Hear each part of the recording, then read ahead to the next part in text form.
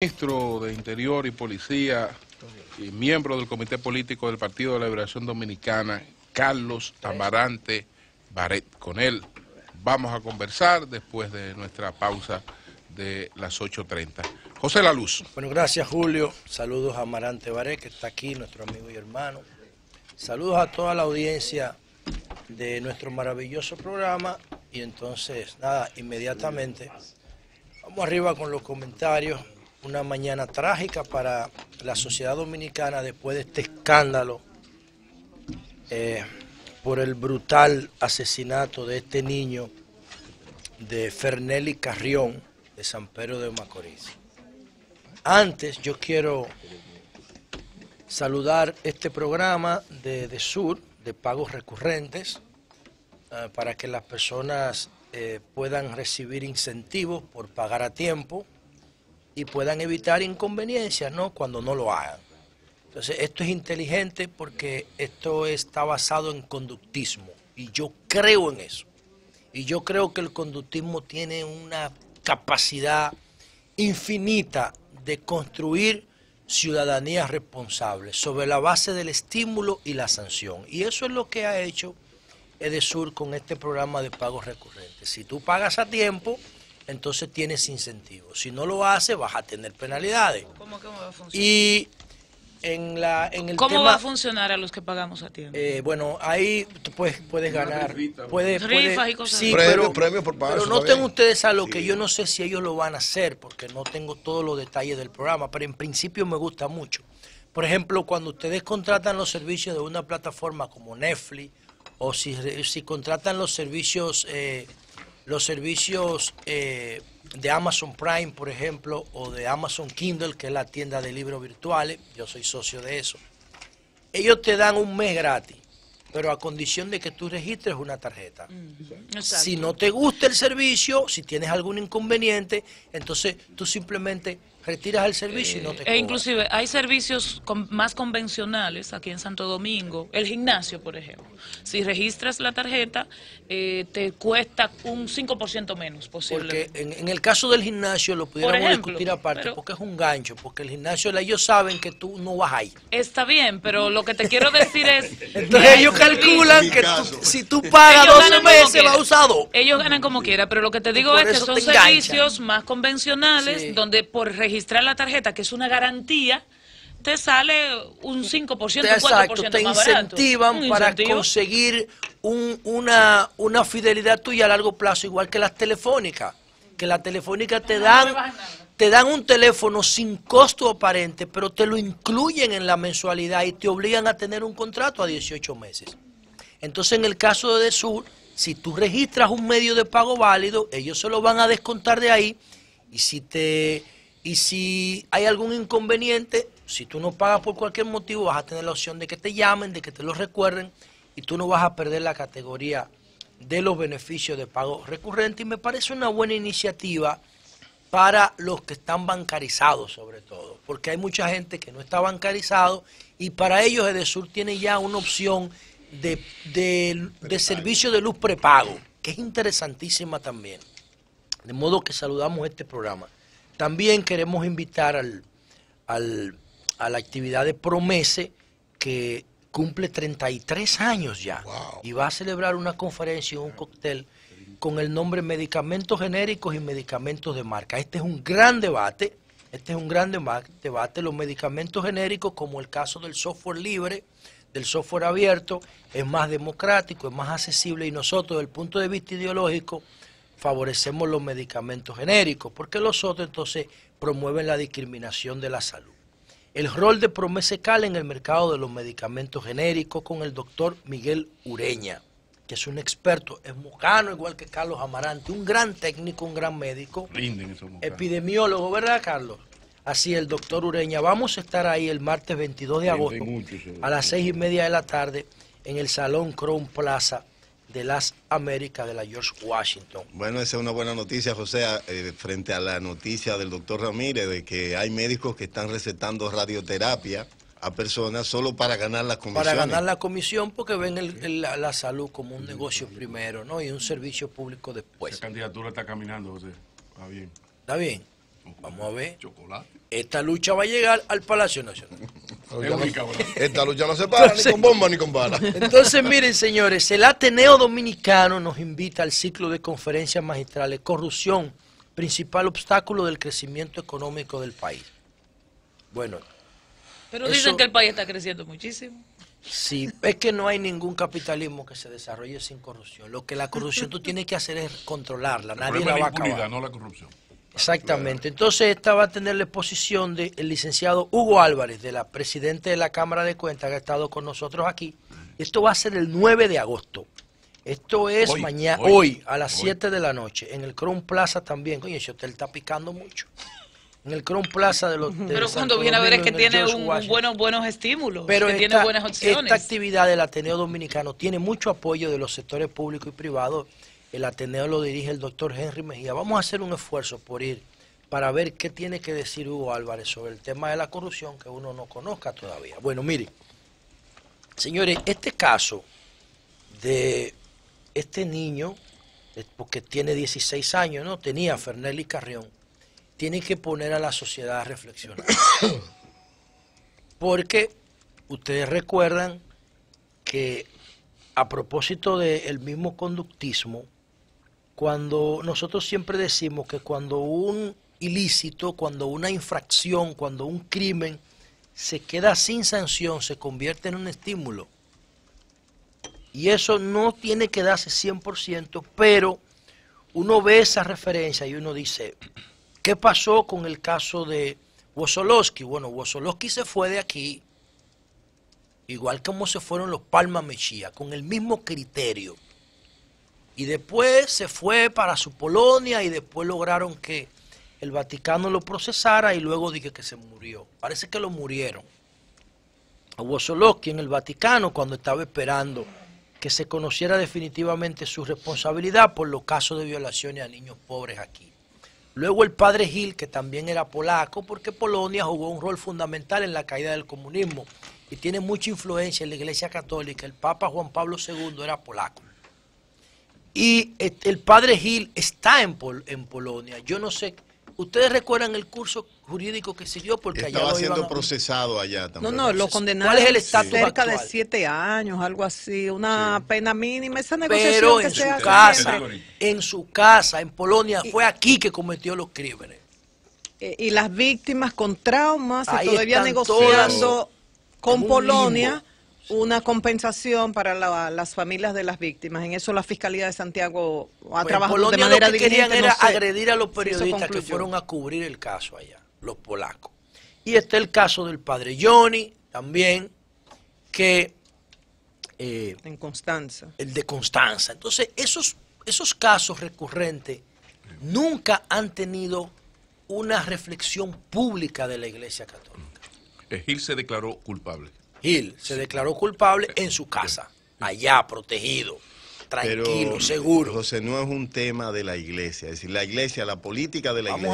Vamos a ver si no es un tema de la iglesia. Siempre está. Vamos a ver si no Hay es un gente tema que de la se iglesia. sale de la iglesia. Cuando de la política usted de la se iglesia. pone a Hay millones de buscar, sacerdotes cuando y de- usted se y de pone a pastores. buscar el Vamos a oír la opinión comportamiento, de la luz. cuando usted se pone a buscar el comportamiento célibe, el comportamiento alejado de la vida en pareja, usted lo va a encontrar en Asia y en Grecia, las primeras manifestaciones, por dos razones, una filosófica y otra religiosa.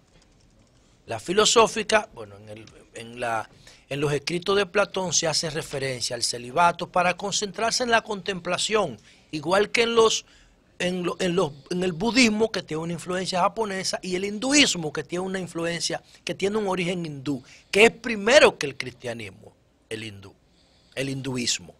Entonces ahí tú encuentras el celibato por dos motivos: por la necesidad de concentrarte en una vida de desapego de todo lo material para mantenerte puro y dedicado a Dios. Esa es una modalidad de celibato.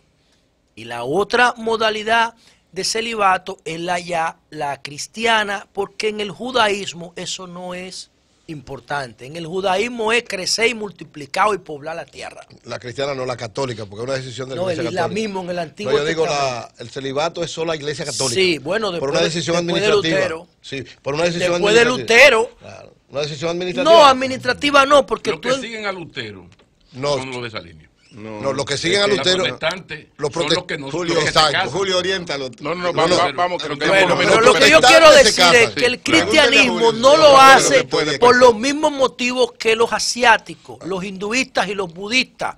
Porque los budistas y los hinduistas lo hacen por un criterio de contemplación y de mantenerse puro. Y de desarrollo En el caso de la espiritual. iglesia, también en cierta forma reprodujeron ese modelo que no lo reproducen los judíos. Y mantuvieron a los sacerdotes célibes al margen del matrimonio para que se concentraran en su rol de miembros de la iglesia y consagrados a Dios.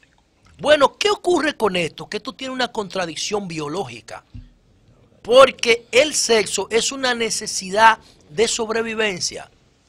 Entonces el cerebro nuestro está programado para generar una condición de hormonas y de neurotransmisores que favorezcan la actividad sexual, porque si no, nuestro cerebro está programado para extender la vida y multiplicarla.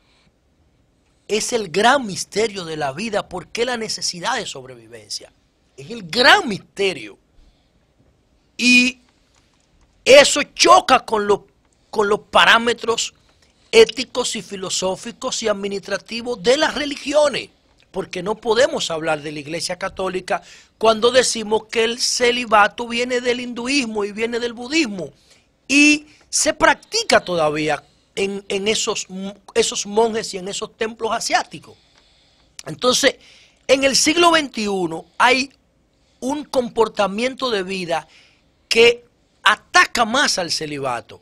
Y es que cuando la sociedad era conservadora, aislada y no conectada, no se tenía acceso a tanta pornografía. Después del 90, cuando el capitalismo determina los procesos sociales, entonces convierte el sexo en una mercancía. Y tú tienes 20 canales de porno bombardeándote. Y tú nada más tienes que poner la palabra sexo en YouTube. Y te sale todo el tipo de sexo que tú quieras. Y esos sacerdotes están expuestos ahora, además de la proscripción del sexo, además de esa agresión a su naturaleza sexual, ahora están expuestos a una serie de contenidos que antes no veían. Y eso los agrede.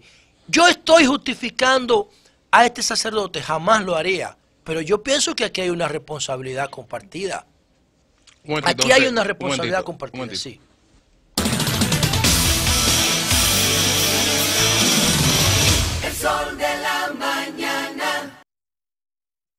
Tropigas te da la hora. 8:30 de la mañana. Tropigas, el gas de los dominicanos. Continuamos. Entonces decía que aquí hay una responsabilidad compartida, de triple responsabilidad. Primero, bueno, la responsabilidad que es personal, como dice nuestra Constitución, del cura Elvin Tavera Durán, que si se confirma lo que María Elena citaba, citando a un familiar, a la madre del niño, de que él tiene antecedentes, el padre.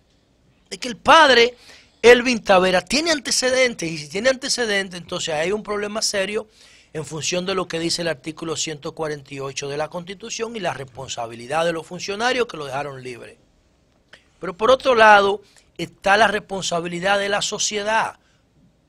La iglesia o los organismos de inteligencia van a tener que buscar una modalidad de fiscalizar las acciones de los sacerdotes y de los diáconos, porque no es solamente eso. Recuerden el hogar San Francisco Javier de la provincia de Altagracia, hace como 10 años o más, donde las familias pobres le entregaban los hijos en guardería a un diácono de la iglesia, creo que de origen cubano, y el tipo lo vendía y lo prestaba por orgía y para muchísima vaina, y eso se quedó en el tintero. Por eso fue que quemaron la cárcel de Higüey en el 2005, con los responsables adentro de ese caso, uno de los más espantosos. Hay que hacer una película sobre lo que pasó en ese hogar de niños San Francisco Javier en la provincia de Altagracia. Y entonces la responsabilidad de las autoridades que tienen que velar porque esto no siga ocurriendo, pero la propia iglesia tiene que hacer una reflexión sobre el celibato, porque eso es absurdo. ¿Cómo tú vas a impedir que un ser humano realice sus necesidades básicas y fundamentales. José, ¿Cómo lo vas a Lo que proscribir? pasa es que esta parte no tiene que ver con el celibato. La parte esta en la que él está involucrado no tiene que ver con el celibato. Sí, si eso tú es me verdad. dices la cuestión de Padre Johnny, ya Padre Johnny es un asunto con mujeres adultas, Necesidad etcétera. sexual. Es una cuestión Abuso. distinta. Pero aquí es pero la enfermedad. Sí, pero la tiene que ver con pederastia, la la pederastia es Bueno, una oye, cosa. ¿por qué? Entonces, eso a nivel mundial, la propia iglesia se habla de un 7% de sacerdotes. Sí, pero eso es escandaloso, un 7%. Sí, sí, un Ahora, ¿qué es lo que yo 7%? digo? ¿Por Pero qué lo que los va, niños? Julio, Sí. que aunque se cambie lo del celibato, si son Ese enfermos tipo- sexuales, No, Eso- ellos no quieren son, violar niños, ellos son Claro. impulsados a ser enfermos sexuales. Yo te voy a decir algo.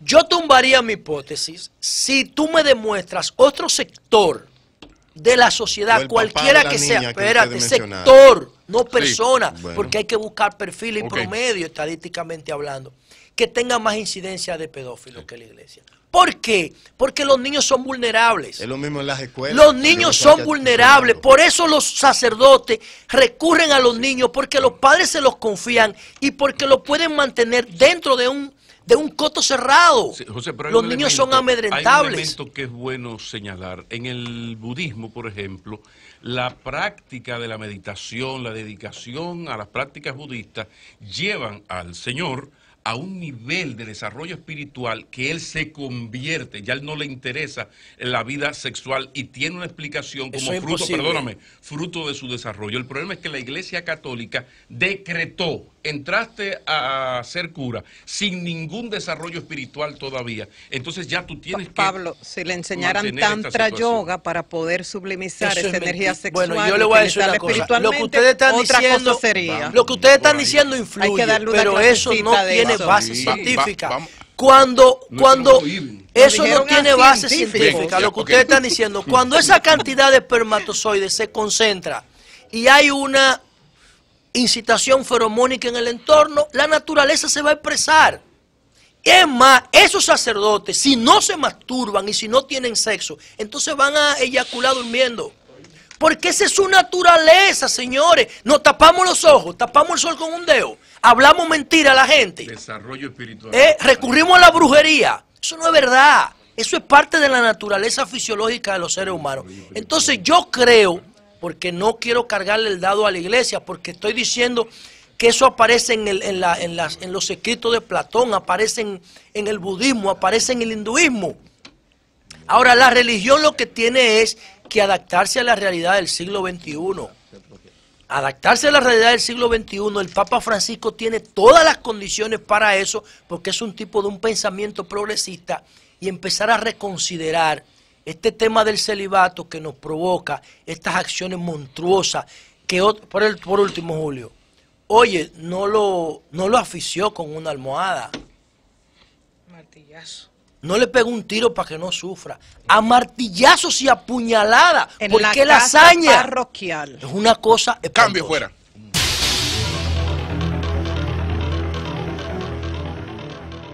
El sol de la mañana.